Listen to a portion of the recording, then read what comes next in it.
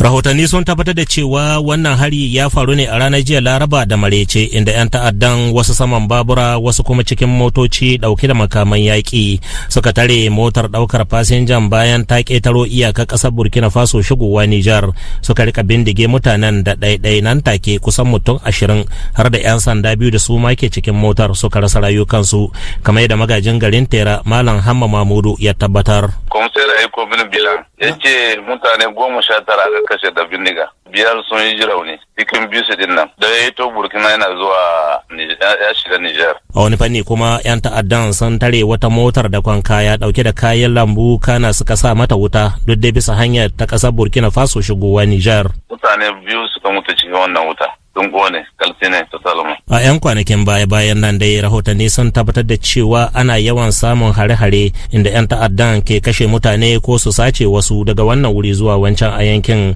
lamarin da dan gwagwarmayan nan Haruna Maiga ya ce hankali bai ya dauka idan aka yi la'akari da tarin jami'an tsaron da ke akwai a cikin yankin. Surtu wajen Teran nan inda ana ce Trois Frontières, kin akwai sojoji da yawa, akwai sojin na Niger, akwai G5 na Sahel. Mu ba mu gane ba wannan abu. Majiyar ta ce mutanen 5 da suka samu raunuka na nan Yamai ana yi musu magani, yayin da daga bisani aka samu gano wasu mutane 7, mata 4 da maza 3 daga cikin fasinjojin motar da suka bata.